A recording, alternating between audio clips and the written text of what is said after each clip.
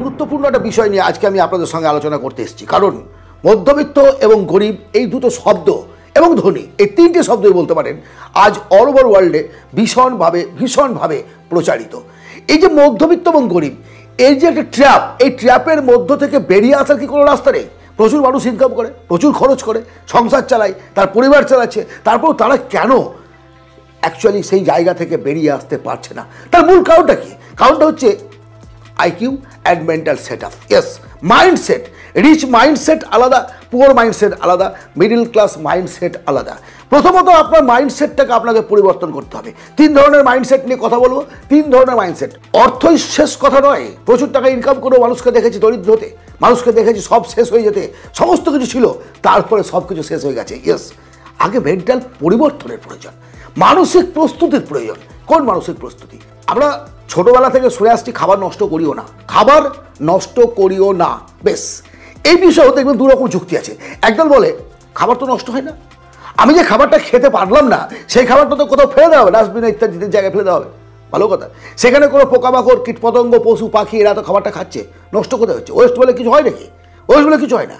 আমি যে খাবারটা খেতে পারলাম না, উদ্বৃত্ত খাবার, সেটা অন্য কারো পেট ভরছে, সুতরাং সেটা কোনো ব্যাপার নেই। আরেকদল মানুষ যুক্তি দেয়, খুব ভালোভাবে বিষয়টি বুঝবেন। আরেকদল মানুষ যুক্তি দেয় খাবারের প্রত্যেকটা কণায় না, প্রতিটা মানুষের, অনেক মানুষের পরিশ্রম লুকিয়ে আছে।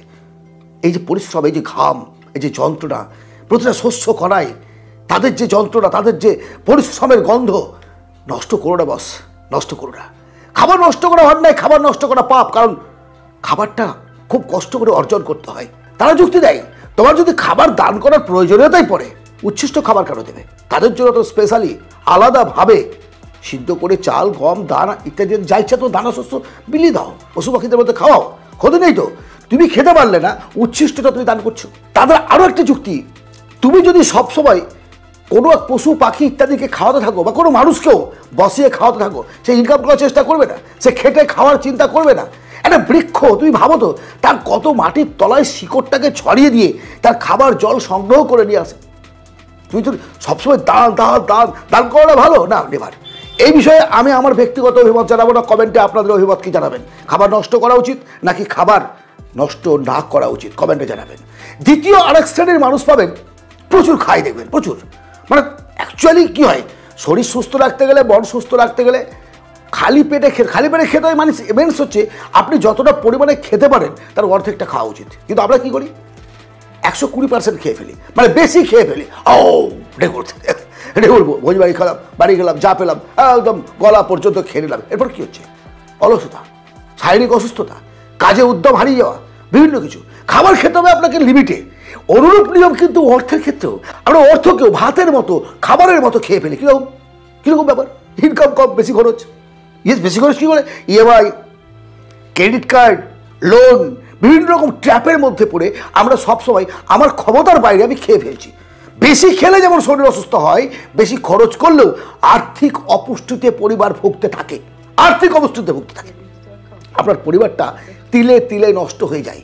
বেশি খেলে অসুস্থতার জন্য যেমন ওষুধ কিনে ডাক্তারকে বা অন্যান্য মেডিকেল সেক্টরকে বড়লোক করতে হয়, অনুরূপ নিয়মে আপনার বেশি খরচের জন্য আপনাকে বিভিন্ন জায়গায় লোন পরিশোধ করে সুদ দিয়ে তাদের জীবনটাকে পুষ্ট করতে হয়। নিজেকে ভাবুন, নিজেকে নিয়ে ভাবুন, নিজের জীবনের চিন্তা করুন, নিজে সুস্থ থাকুন।